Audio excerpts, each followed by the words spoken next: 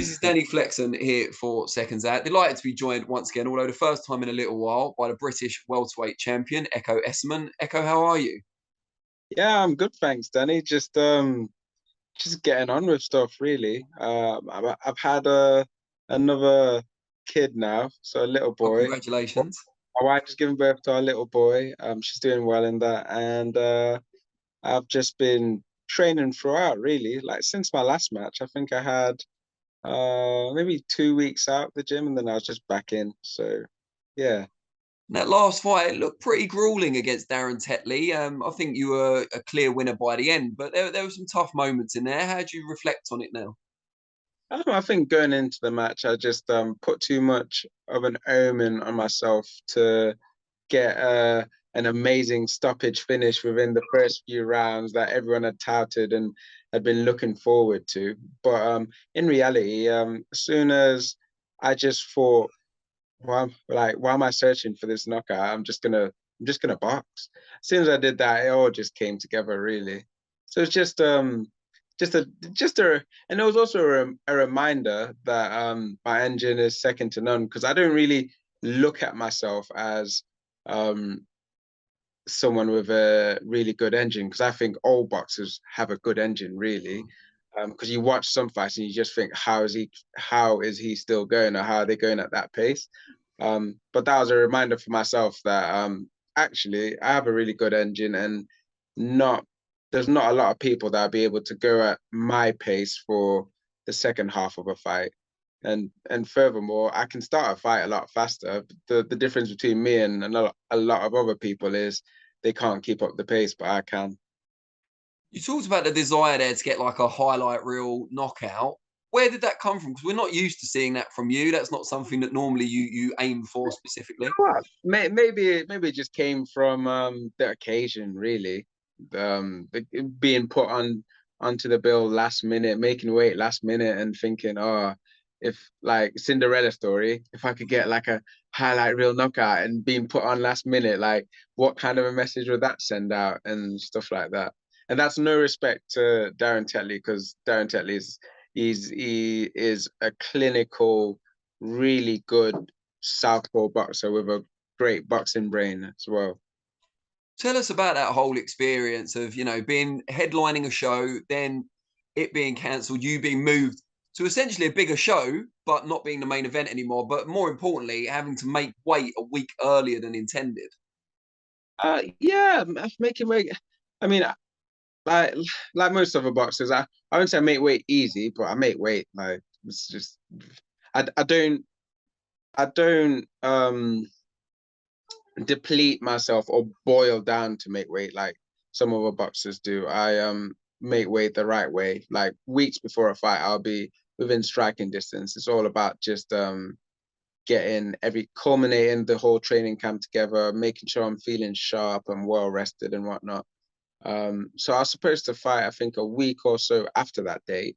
And so it was, yeah, I could always make weight, but I wasn't as rested as I should have been. I wasn't fully sharp as I normally would be, and firing on all cylinders, so to speak. But the toss up then, it was just, well, it's such a good card, such a good occasion, and it's not like Darren wouldn't have been in the same situation. Like we're both like if I was going into that match 80%, he'd probably more than likely still not be going into that match 100% because he would have had to bring his weight making and camp forward anyway. So it was just Yeah, kind see, of that's the well, thing I didn't really think about. Not only did you have to make weight a week early, but essentially you've lost your last main week of camp because the yeah, final week is just tapering off anyway. So you've lost like your last really sharp week. yeah. So you lose that week of getting sharp, getting well rested, feeling like you're just energy bursting out of you, ready to go. It was kind of just like make weight. Okay. They were well. What happened was we got a rang and we got asked, can you make weight? So then I went and I made weight, and then it was just like, okay, seeing as you've made weight, you boxing Saturday, and this was like confirmed on the Wednesday. So it was kind of just like, oh, well, that means tomorrow I drive down there, do the press conference or whatever, the day after weigh-in, and then just fight. So it was it was kind of like say it was a huge occasion, but I was trying not to think about the occasion because I knew I've missed out on the golden week of camp, so I just need to get my head down and focus, kind of thing. Were you able Yeah. to enjoy the occasion at all once it was actually unfolding?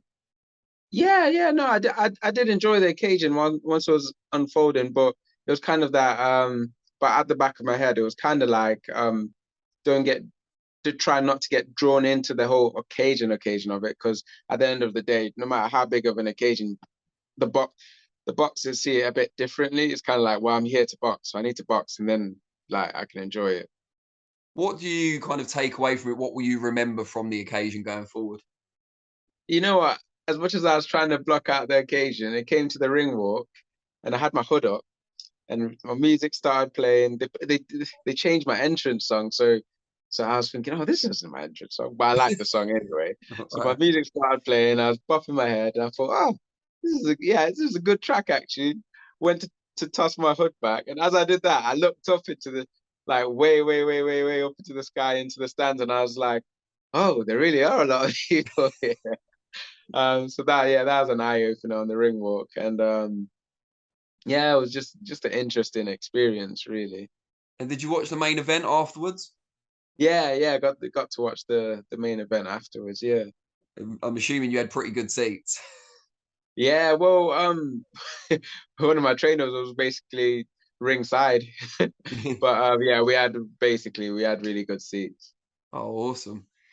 And what's next for you? Because although a lot of people see the British title as kind of a platform to get to world level, you're so close now to winning it outright. You've got two successful defenses as well as winning the belt. You need one more. Does that make you want to stick around to secure that Lonsdale belt? Um, I think it's no surprise the kind of rumors out there, but I will be defending it again in towards the end of September against the mandatory Samuel Antwi. Hmm. And I will be winning the British and owning it outright as well.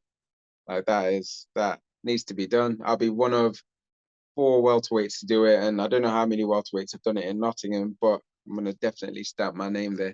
Well, if there's only four in the whole country, I'd imagine zero in Nottingham. That's just a guess, but I would imagine you'll be the first. No, Yeah. I mean, that's awesome. What do you make of Sam Entwistle as a fighter? We know he secured the chance for a win against Conor Walker. What do you make of him? I think he's a good fighter. I've followed his career, to be honest. I like the way he fought. I've sent him a few messages every now and again, like saying congratulations and whatnot. Um, he's a good fighter. He's dedicated. It seems like he's come up the hard way, like I did. Um, and yeah, it is what it is, really. Because the way I see it, same with Danny Ball, who was one of my sparring partners for the Chris Jenkins fight. He helped me to get in good nick for that fight, but then I had to fight him afterwards. Um, as much as it's not personal, they've signed the contract to be to be at the other end of the ring as my opponent. And if you're my opponent, my job is to get you out of there with full intent, and that's just what I do. So, assuming you manage to secure that Lonsdale belt outright at the end of September, is that then business done and you can focus on world level and making that journey up? Yeah, when I do secure that win that belt outright, I will be focusing on just getting up. Just now, it's just about getting my ranking up there, because that's the most important thing. That's the thing that will trigger these world champions being able to defend their belts against me, or me being able to challenge for actual like the big belts. So that's what it's all about.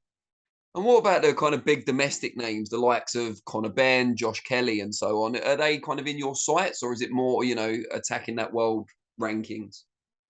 Well, to be honest, I was having this chat with some people in my gym this morning because of the whole announcement of the Ben Eubanks match, and people were saying, "Well, boxing's not what it used to be. It's like you have like say on in some aspects of boxing, you have legitimate world champions calling out people like Jake Paul, and then you have other people fighting on the zone who aren't like people say aren't legitimate professional boxers. But then if you look at it from the point of view that boxing is prize fighting, and we're fighting for a prize, then it doesn't really, it does, where you've come from doesn't really matter. It's if you can bring the people and the appeal and people that want to watch you box, and get paid for it, well, yeah, it is what it is. I think at the end of the day, you just need to remember it's a business. And yeah, promoters are going to treat it like a business because it is. Boxers, you just got to obviously enjoy the sport, love it, but we also need to get out of it what others get out of it. So it's just kind of like a kind of like a little reminder to pull up our socks and get out of it what we need to get out of it whilst we're in it. Just got a cameo from the new addition to the family there, making his TV debut or YouTube debut.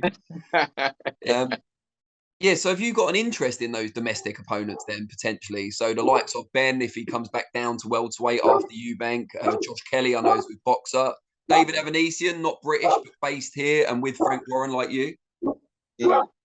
Yeah, I would be interested in those fights. Obviously, securing a big fight like that, but it all comes at the right time. I mean, like people can argue, Conor Benn's been working his way up the rankings for world title contention, and now he's going up in weight to fight someone who's to fight like Chris Eubanks. Yes, it is an appealing match, but it doesn't really make sense if he's then going to do that to then come back to welterweight to then go back up the ranks again. It's kind of like a sidestep. But I'm all for the match, saying that, because I mean it will be an interesting match. Yeah, I mean, I guess it's a very lucrative sidestep if we're going to be kind of frank about it. But it might be difficult for him. I can't say if I was in his position, I wouldn't do it, because I mean it's prize fighting. So yeah. It's interesting. I spoke to Amir Khan earlier today. It's actually his fault that this interview was a bit late. So we'll blame Amir. I mean, it's my fault, really, isn't it? But we're going to blame Amir because he's not here to defend himself. But he was talking about the difficulty that Conor Benn might have in coming back down to welterweight after the fight, losing that muscle mass. So that could be an issue. He might have to stay up at a higher weight. Yeah. Well, it's just however you get used to it. With me getting down to welterweight, I used to have to lose muscle mass anyway, but just with the right diet in and whatnot, it's not that anymore. But even when I did have to lose muscle mass, making weight wasn't hard. It's just you just need to know what you're doing. Now, with Ben Eubank, you mentioned it. You said you're all for the match. How do you see it panning out in the ring? Because I know it's a great spectacle. It's going to make a lot of money, but who's going to win and why? That's a hard one, because I know obviously I think there's some kind of a rehydration clause in it. It will kind of depend on how low the rehydration clause is, and then aside from that, depends how the rehydration clause is set. Is it set like the IBF? They have a rehydration clause, but that's for the morning of the match.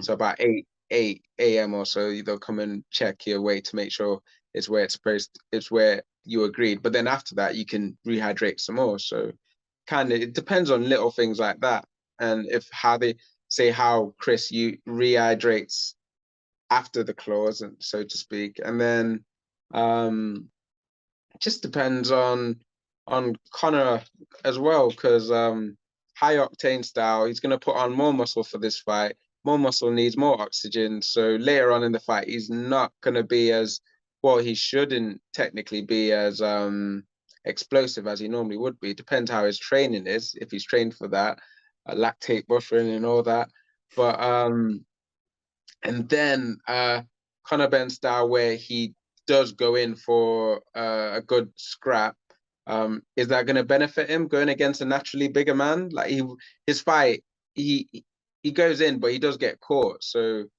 he's going to get caught by someone who's got a legitimate dig on him. So like, I'd say things more lean towards Chris Eubank's favor, but it's all dependent on a lot of things. So yeah, to me, it's just it'll be a very interesting fight.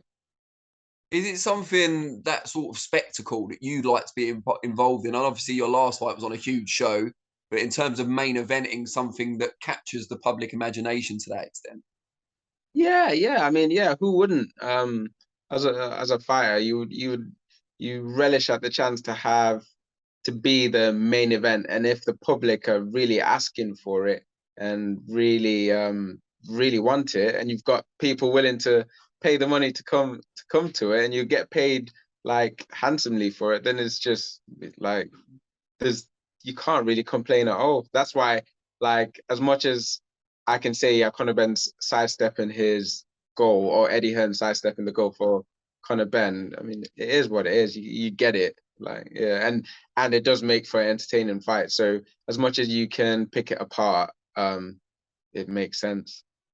Good stuff. Really, really appreciate the insight. When the fight date's confirmed for the next defense against Sam Entwistle, let's do this again if you're up for it. Yeah, sure, definitely.